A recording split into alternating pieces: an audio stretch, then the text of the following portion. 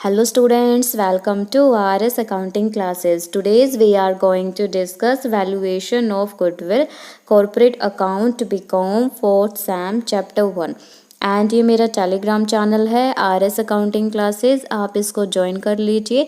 यहाँ पर आपको आने वाले वीडियोस की अपडेट्स मिलती रहेंगी। इसके अलावा study material, syllabus PDF, sample papers, previous year papers वो आपको यहाँ पे अवेलेबल हो जाएंगे। So please join it. Last lecture में मैंने आपको बताया था कि गुडविल की वैल्यू कैलकुलेट करने के हमारे पास 5 मेथड्स हैं। और फर्स्ट मेथड क्या था? Average profit method. Second, super profit method. Third, capitalization method. Fourth, purchase consideration method. And fifth, annuity method. अब हम इन सभी मेथड्स को डिस्कस करेंगे। First method is average profit method. ये बहुत ही सिंपल मेथड है एंड सबसे ज़्यादा हम इसी मेथड को यूज़ करते हैं गुडविल की वैल्यूएशन करने के लिए। और इस मेथड के बेसिस पर जो गुडविल की वैल्यूएशन की जाएगी वो पास्ट ईयर के प्रॉफिट्स पर बेस्ड होगी। और फॉर्मूला क्या हो जाएगा गुडविल को कैलकुलेट करने का? Average profit multiply number of years purchased.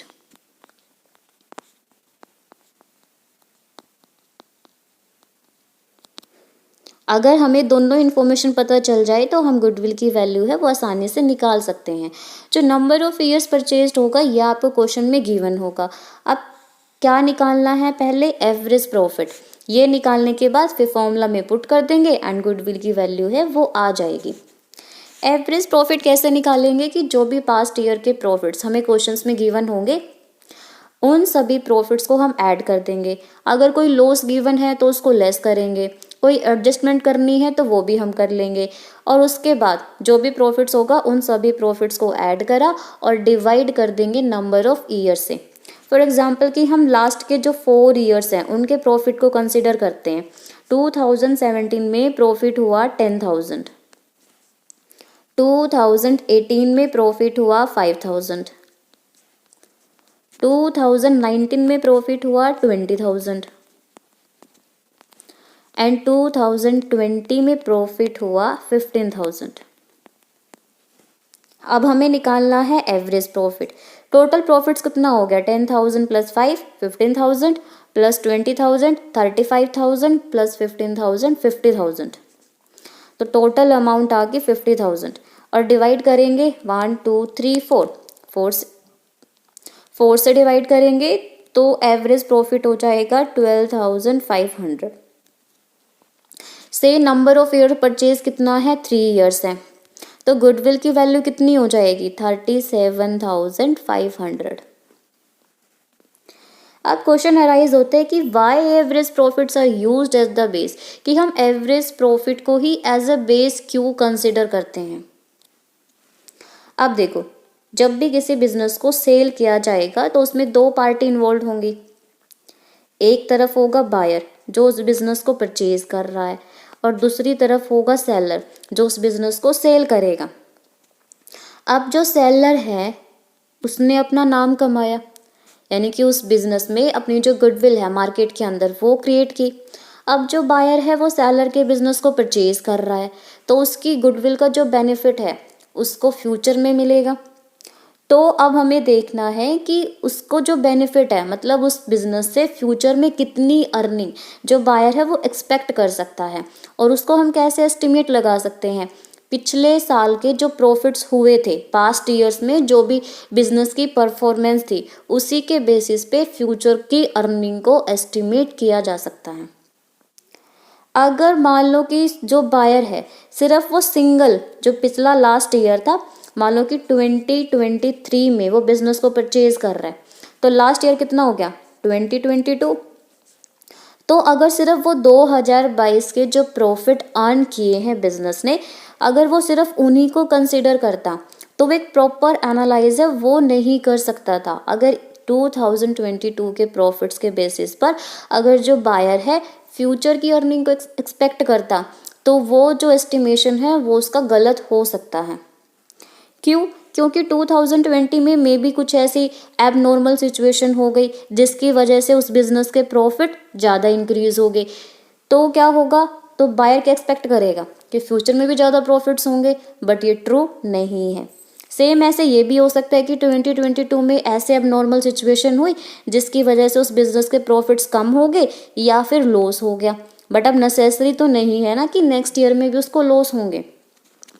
तो इसलिए क्या करते हैं कि उस बिजनेस के पास्ट ईयर्स के प्रॉफिट को कंसीडर किया जाता है। मतलब पिछले 4 या 5 सालों के प्रॉफिट्स को हम लेंगे, पास्ट ईयर्स की परफॉर्मेंस को अच्छे से एनालाइज करके कि उस बिजनेस से प्रॉफिट का ट्रेंड क्या है, क्या प्रॉफिट्स इंक्रीज हो रहे हैं या फिर प्रॉफिट फ्लक्चुएट कर रहे हैं, मतलब कभी इंक्रीज कभी डिक्रीज, या फिर लॉसेस हो रहे हैं। तो उसी हिसाब से जो उस बिजनेस की गुडविल है उसको कैलकुलेट किया जाएगा और उसी के बेसिस पे जो फ्यूचर की अर्निंग है उसको एस्टिमेट करेंगे। तो जो सिंगल ईयर के बेसिस पे एस्टिमेट करना थोड़ा सा क्या हो जाएगा, डिफिकल्ट हो जाएगा और ये रिलायबल भी नहीं होगा। जैसे आपको किसी स्टूडेंट को बोलना है कि ये इंटेलिजेंट है या फिर नहीं है, तो आप सिर्फ एक टेस्ट के बेसिस पर ये कैलकुलेट नहीं कर सकते कि वो स्टूडेंट इंटेलिजेंट नहीं है। मे बी उस दिन उसका कोई मूड खराब हो या फिर उसने प्रिपरेशन नहीं की थी जिस वजह से वो अच्छे से टेस्ट नहीं दे पाया, बट हम ये तो नहीं कह सकते कि उस बच्चे को कुछ आता ही नहीं है या इंटेलिजेंट नहीं है। तो सेम ऐसे ही किसी भी बिजनेस को हम ये आइडिया नहीं लगा सकते कि ये बिजनेस ज़्यादा प्रॉफिटेबल है या फिर नॉन प्रॉफिटेबल है। अगर हमको उसको बिजनेस को बोलना है कि ये प्रॉफिटेबल है तो उसके पास्ट ईयर्स की परफॉर्मेंस को अच्छे से एनालाइज करना पड़ेगा, तभी हम एस्टिमेट लगा सकते हैं कि इस बिजनेस से फ्यूचर में हमें प्रॉफिट्स होंगे या फिर लॉसेस होंगे। नेक्स्ट क्वेश्चन अराइज होता है concept of numbers of year purchase, कि अब कितने नंबर ऑफ ईयर परचेज को हम लें, कि 2 ईयर्स लें, 3 ईयर्स, 4 ईयर्स। अब ये कॉन्सेप्ट क्या है, सेम वही कि जब बिजनेस को जब सेल किया जाता है तो 2 पार्टीज इन्वॉल्व, एक बायर एंड एक सेलर। जो सेलर क्या कर रहा है, बायर को बिजनेस को हैंड ओवर कर रहा है और उसके बदले में जो बायर है वो उसको कंसिडरेशन पे करेगा। अब जो सेलर ने इतने टाइम से एफर्ट्स लगाए हुए हैं उस बिजनेस में, उसने अपना नाम बनाया, अपनी ब्रांड इमेज को क्रिएट किया, यानी कि उस सेलर की क्या है, गुडविल है।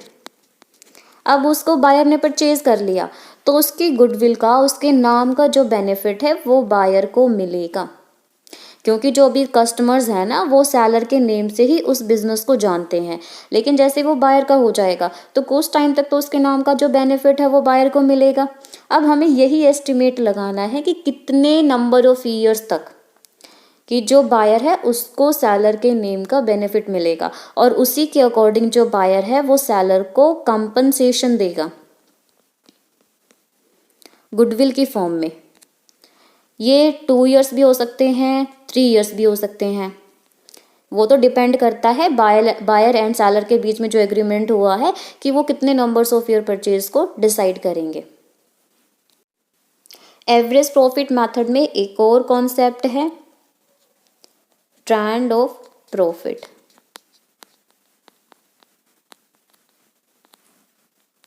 जो ट्रेंड ऑफ प्रॉफिट है वो 2 तरह से हो सकता है, एक इंक्रीजिंग ट्रेंड एंड एक हो सकता है डिक्रीजिंग ट्रेंड।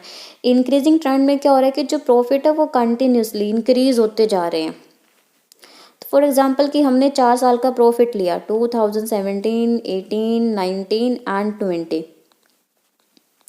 2017 में प्रॉफिट थे 5000, फिर हो गए 10,000 एंड फिर हो गए 15,000 एंड फिर हो गए 20,000।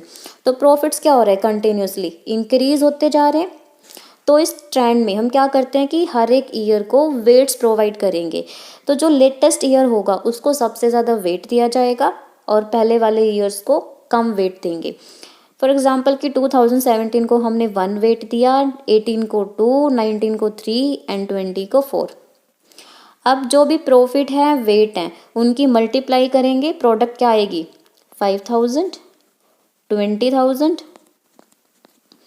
45,000 एंड 80,000। ये हो जाएगा 1,50,000।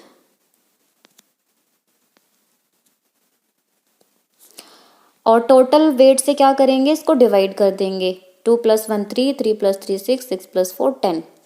10 से डिवाइड करा तो 15,000 क्या आ गया हमारे पास, वेटेड एवरेज प्रॉफिट। गुडविल की वैल्यूएशन कैसे होगी, weighted average profit multiply number of years purchased. For example की जो 2 years number of year purchase है, तो 15,000 को मल्टीप्लाई कर देंगे 2 से, गुडविल हो जाएगी 30,000।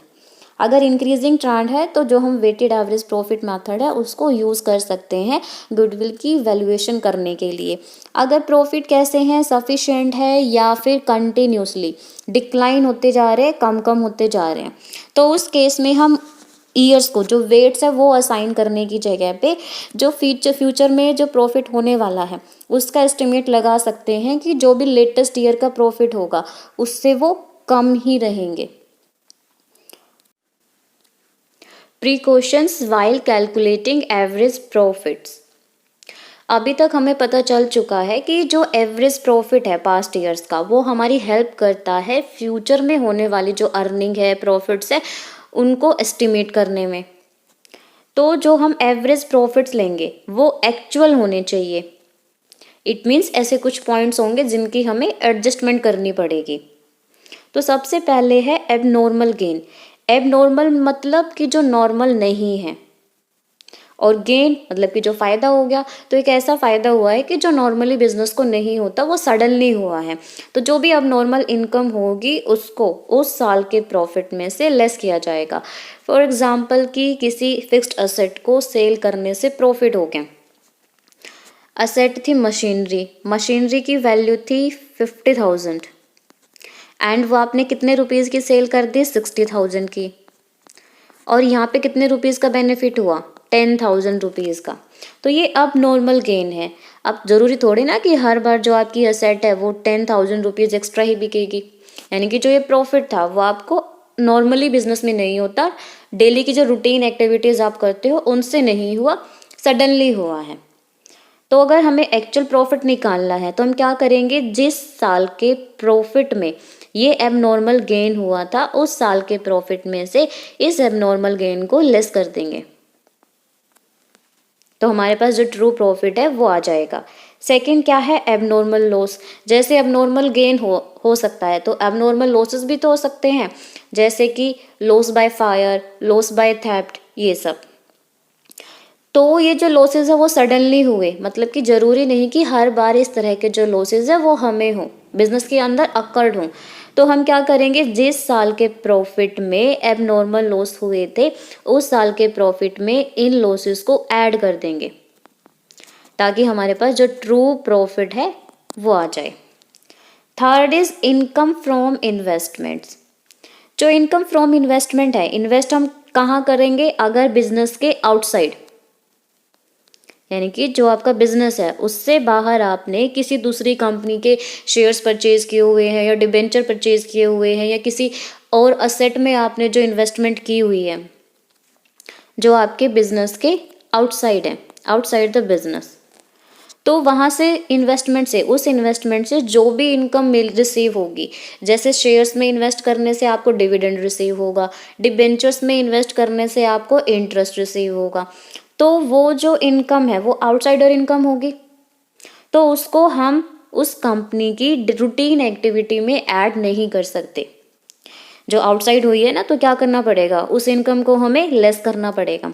जिस ईयर के प्रॉफिट में जो इनकम फ्रॉम इन्वेस्टमेंट इंक्लूड है उस ईयर के प्रॉफिट में से इस इनकम को लेस करेंगे ताकि हमें जो एक्चुअल में प्रॉफिट है वो मिल जाए। Fourth is non operating income. Non operating income वो इनकम होती है जो बिजनेस को उसकी नॉन ट्रेडिंग एसेट से रिसीव हुई, जैसे कि प्रॉपर्टी से रेंट रिसीव हुआ। ठीक है, बिजनेस की प्रॉपर्टी थी, उसको आपने रेंट पे चढ़ा दिया और फिर वो रेंट है वो रिसीव हुआ, तो ये कौन सी एक्टिविटी में आएगा, नॉन ऑपरेटिंग एक्टिविटी। मतलब कि आपका बिजनेस का ऑपरेशन ये नहीं था, आप कुछ और एक्टिविटीज कर रहे थे, ये इरेगुलर एक्टिविटी से आपको जो इनकम है वो रिसीव हुई। और इस इनकम को क्या करेंगे, जिस साल के प्रॉफिट के साथ ये इनकम गिवन होगी उस ईयर के प्रॉफिट में से इसको डिडक्ट कर देंगे, लेस कर देंगे। Fifth is operating expenses to be incurred in future. तो कुछ ऐसे एक्सपेंसेस भी हो सकते हैं कि जो ऑपरेटिंग एक्टिविटीज से रिलेटेड हैं, लेकिन उनको अभी तक हमने इनकर्ड नहीं किया, लेकिन एक्सपेक्टेड है कि वो फ्यूचर में इनकर्ड हो सकते हैं। तो ऐसे प्रॉफिट को भी हम क्या करेंगे, जो एवरेज प्रॉफिट होगा उसमें से लेस करेंगे। जो भी ऑपरेटिंग एक्सपेंसेस है जो फ्यूचर में अकर्ड होने वाले हैं, तो उनको एवरेज प्रॉफिट में से लेस किया जाएगा। फॉर एग्जांपल कि जो स्टॉक था उसको आपने इंश्योर्ड नहीं कराया था अब तक, लेकिन आप सोच रहे हो कि उसको फ्यूचर में इंश्योर्ड कराओगे, तो उसके लिए जो भी इंश्योरेंस प्रीमियम पे करी जाएगी तो उसको एवरेज प्रॉफिट में से हम डिडक्ट करेंगे। Sixth is income expected in future. तो जैसे कि फ्यूचर में ऑपरेटिंग एक्सपेंसेस हो सकते हैं, तो सेम ऐसे ही फ्यूचर में जो इनकम है वो भी हो सकती है। एक्सपेंसेस को हमने लेस किया तो इनकम को क्या करेंगे, एवरेज प्रॉफिट में ऐड कर देंगे। स्टॉपेज ऑफ फ्यूचर अर्निंग्स, जैसे फ्यूचर में इनकम एक्सपेक्टेड हो सकती है, सेम वैसे ही तो जो प्रेजेंट में जो अर्निंग हो रही थी वो फ्यूचर में जाके डिसकंटिन्यू भी हो सकती है, यानी कि फ्यूचर में वो आपको इनकम रिसीव नहीं होगी। तो ऐसे इनकम को क्या करेंगे, एवरेज प्रॉफिट में से लेस कर देंगे। एट इज मैनेजरियल रेम्यूनरेशन, कि जो मैनेजरियल रेम्यूनरेशन है, सैलरी है, उसको मतलब कि फ्यूचर में और जो अभी तक आप देते आ रहे थे उनको कंपेयर करना है। पॉसिबिलिटी है कि जो आपने पास्ट में सैलरी दी वो ज़्यादा हो और जो अभी फ्यूचर में दोगे वो कम हो, या फिर उल्टा भी हो सकता है कि फ्यूचर वाली जो सैलरी है वो ज़्यादा है रेम्यूनरेशन, और जो पास्ट में दे रहे थे अभी तक देते आ रहे थे वो आपकी कम थी। तो अगर फ्यूचर में कम हो जाएगी तो फायदा है, तो उसको एवरेज प्रॉफिट में ऐड कर लेंगे। अगर फ्यूचर में ज़्यादा होने वाली है तो लॉस हो जाएगा, उसको एवरेज प्रॉफिट में से लेस कर देंगे। तो ये सभी एडजस्टमेंट करने के बाद जो हमारे पास एक्चुअल एवरेज प्रॉफिट है वो आ जाएगा, और फिर उसके अकॉर्डिंग हम गुडविल की वैल्यूएशन है वो कर लेंगे। फॉर्मूला सेम रहेगा, average profit multiply number of years purchased. Illustration 1. The profit and loss account of Mr. X disclose the following results. 2018 profits है 1 लाख रुपीज़, 2019 का प्रॉफिट्स है 2 लाख रुपीज़ एंड 2020 का प्रॉफिट्स है 1,70,000। तो हमें पास्ट 3 ईयर्स का प्रॉफिट्स गिवन है। X intends to sell the business to Y, X की इंटेंशन है कि वो Y को बिजनेस सेल करेगा।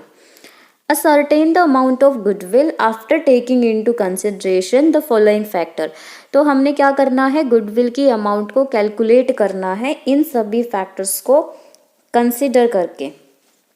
तो सबसे पहले क्या है, profit of 2018 include speculative profit of ₹20,000।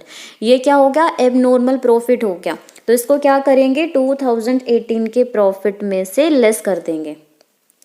Profits of 2019 were reduced by ₹30,000 due to loss by fire, and loss by fire क्या होता है, abnormal loss। तो इसको क्या करेंगे 2019 के प्रॉफिट में ऐड कर देंगे। The properties were not insured and it was thought prudent to insure the business in future। अभी तक प्रॉपर्टीज, जो बिजनेस की प्रॉपर्टीज है उनको इंश्योर नहीं किया गया था, बट सोच रहे हैं कि फ्यूचर में उनको इंश्योर करवाया जाएगा। The premium was estimated ₹4,000 per annum, और जो इंश्योरेंस प्रीमियम होगा उसको एस्टिमेट किया गया है कि वो ₹4,000 पर एनम होगी। तो ये कैसे एक्सपेंसेस हो गए, operating expenses expected to be incurred in future, और इनको हम क्या करते हैं एवरेज प्रॉफिट में से लेस कर देंगे, डिडक्ट कर देंगे। The existing tenancy contract has expired and Y will have to pay ₹2,000 per month in place of the 1,200 per month।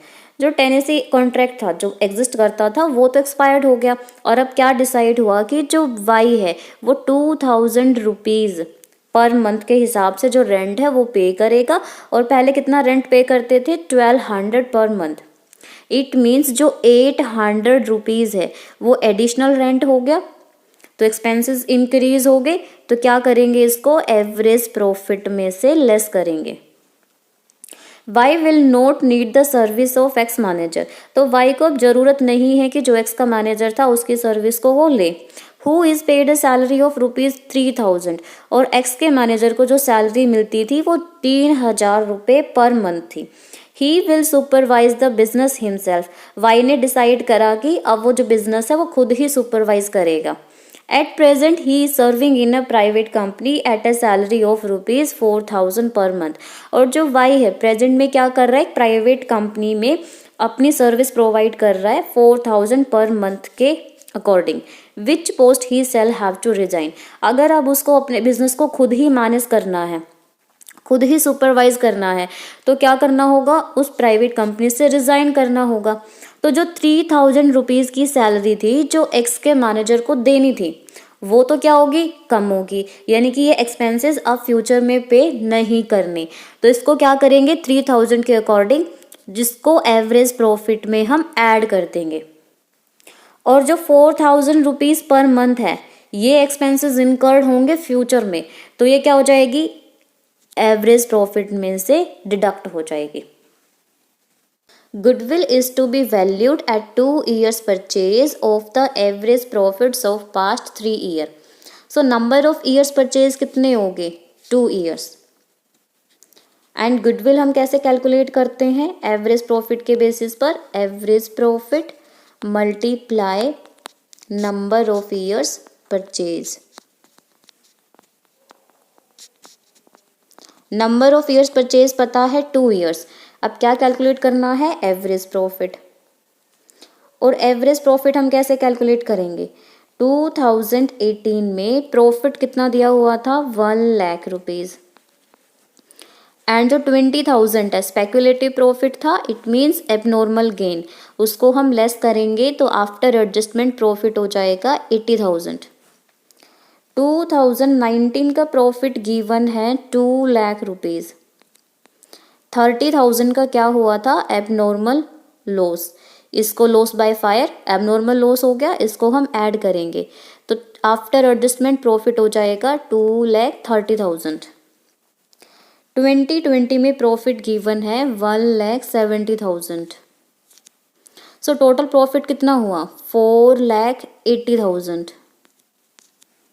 So average profit कितना हो जाएगा, 4,80,000 को डिवाइड कर देंगे 3 से, एवरेज प्रॉफिट आया 1,60,000।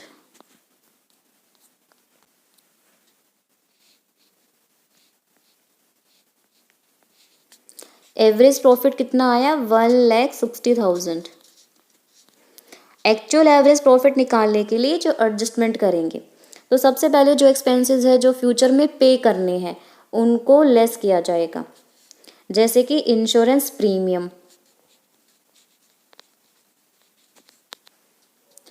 कितने रुपीस थी, 4,000। एडिशनल रेंट 800 रुपीज़ था एंड 12 मंथ का, 4 पर मंथ के अकॉर्डिंग, तो टोटल हो जाएगा 9,600। वाई की रेम्यूनरेशन हो जाएगी 4,000 पर मंथ, 48,000। टोटल हो गया ये 61,600।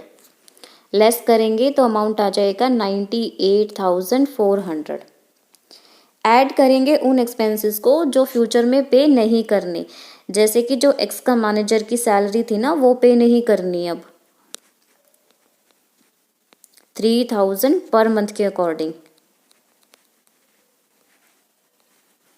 टोटल हो जाएगा 36,000। सो एक्चुअल एवरेज प्रॉफिट कितना आया, 1,34,400। और गुडविल कैलकुलेट करेंगे तो इसको नंबर ऑफ ईयर परचेज से मल्टीप्लाई करा 2 से, तो गुडविल की वैल्यू कितनी हो जाएगी, 2,68,800। Illustration 2, P limited purpose to purchase the business carried on by C। तो P लिमिटेड क्या करेगी, C के बिजनेस को परचेज करेगी। Goodwill for this purpose is agreed to valued at 3 years purchase of the weighted average profits of the past 4 years। और इस purpose से जो गुडविल की वैल्यूएशन की जाएगी वो वेटेड एवरेज प्रॉफिट मेथड के अकॉर्डिंग होगी, जो कि पिछले 4 सालों का प्रॉफिट्स होगा। एंड जो भी नंबर ऑफ ईयर्स परचेज होंगे वो 3 years हैं। एप्रोप्रिएट वेट्स गिवन है, 2007 को 1 वेट दिया है, 8 को 2, 9 को 3 एंड 10 को 4। जो प्रॉफिट है इन ईयर्स का 2007 में प्रॉफिट गिवन है 20,200, 8 में 24,800, 9 में 20,000 एंड 10 में 30,000. On scrutiny of the accounts of the following matters are revealed. So first matter क्या है, 1 सितंबर 2009 को एक मेजर रिपेयर हुई, was made in respect of the plant के रिस्पेक्ट में. अगर मेजर रिपेयर होगी इट मीन्स कि जो प्लांट की कैपेसिटी है वो इंक्रीज हो गई. और ये कैसा एक्सपेंडिचर हुआ, कैपिटल नेचर का एक्सपेंडिचर हुआ 6,000 रुपीज़ का, विच वॉज अमाउंट वो चार्ज टू रेवेन्यू. लेकिन हमने क्या करा, इस 6,000 की अमाउंट को as a revenue expenditure treat कर लिया और 2009 के प्रॉफिट में से लेस कर दिया. The said sum is agreed to be capitalized for goodwill calculation. अब क्या करना है कि जो भी गुडविल की कैलकुलेशन करेंगे उस पर्पज से जो ये 6,000 रुपये हैं उसको हमने क्या करना है, कैपिटलाइज करना है. इट मीन्स कि 2009 के प्रॉफिट में से जो हमने 6,000 रुपये लेस किए थे अब उसको फिर से ऐड करेंगे रेक्टिफाई करने के लिए. एंड जो डेप्रिसिएशन होगा 10% पर एनम, कि जो भी 6,000 की अमाउंट है उस पर 10% के अकॉर्डिंग डेप्रिसिएशन लगाएंगे on reducing balance method. It means कि 2009 में भी डेप्रिसिएशन लगेगा एंड 2010 में भी डेप्रिसिएशन लगेगा. और मेथड कौन सा यूज़ करना है, रिड्यूसिंग बैलेंस मेथड. बट इस क्वेश्चन में मेरे को एक डाउट है क्योंकि क्वेश्चन में कहीं पर भी डिफाइन नहीं है कि हमारा अकाउंटिंग ईयर है या फिर कैलेंडर ईयर. इट मीन्स कि जो अकाउंट्स हैं वो 31 मार्च को क्लोज होंगे या फिर 31 दिसंबर को. बट जो बुक के अंदर सॉल्यूशन गिवन है उसके हिसाब से इन्होंने 31 दिसंबर को अज्यूम किया हुआ है और जो डेप्रिसिएशन है 2009 में वो 1 सितंबर टू 31 दिसंबर तक 4 मंथ्स तक कैलकुलेट किया. बट अभी मुझे ये डाउट है क्योंकि 31 मार्च भी हो सकता है अकाउंटिंग ईयर के according. The closing inventory for the year 2008 was overvalued by 2,400. जो क्लोजिंग इन्वेंट्री है उसको हमने क्या कर रखा है, ओवर वैल्यूड. 2008 में जो 2,400 थे क्या करेंगे, 2008 के प्रॉफिट में से 2,400 को लेस करेंगे. और जो 2008 की क्लोजिंग इन्वेंट्री थी वो 2009 के लिए क्या हो जाएगी, ओपनिंग इन्वेंट्री. और ओपनिंग इन्वेंट्री क्या कर देंगे फिर 2009 के प्रॉफिट में ऐड करेंगे. 2000 में तो as a closing inventory less हो जाएगी और 2009 में as an opening inventory add हो जाएगी. To cover management cost and annual charges of 4,800 should be made for the purpose of goodwill valuation. जो मैनेजमेंट कॉस्ट है वो एनुअल चार्जेस हैं 4,800 के. अगर हमें वेटेड एवरेज प्रॉफिट्स गिवन नहीं होता मेथड तो हम क्या करते, इसको एवरेज प्रॉफिट में से लेस कर देते. बट हमें यहाँ पे वेट्स गिवन है तो हर ईयर के प्रॉफिट में से 4,800 को हम लेस करेंगे. Compute the value of the goodwill of the business of the C. तो हमें गुडविल की वैल्यूएशन करनी है. तो सबसे पहले जो प्रॉफिट गिवन थे 2007 के 20,200 उसमें बस हमें एक ही एडजस्टमेंट करनी है कि जो भी मैनेजमेंट कॉस्ट थी उसको लेस करेंगे. ये तो हमें हर ईयर के प्रॉफिट्स में से लेस करनी है. कितनी थी 4,800 की, तो 7 का प्रॉफिट कितना हो जाएगा 15,400 और वेट कितना गिवन है 1, मल्टीप्लाई करके अमाउंट कितना आ गया 15,400. प्रॉफिट्स गिवन है 2008 के 24,800 और इसमें से लेस क्या कर देंगे, जो क्लोजिंग इन्वेंट्री को ओवर वैल्यूड किया हुआ था 2,400 से वो, और क्या लेस करेंगे जो मैनेजमेंट कॉस्ट थी 4,800 की, तो टोटल हो जाएगा 7,200. ये अमाउंट लेस होगा 2008 के प्रॉफिट में से एंड एक्चुअल प्रॉफिट आ जाएगा 17,600. एंड 2008 को वेट्स गिवन है 2, तो टोटल कितना आ गया ये 35,200. 2009 के प्रॉफिट्स गिवन है 20,000.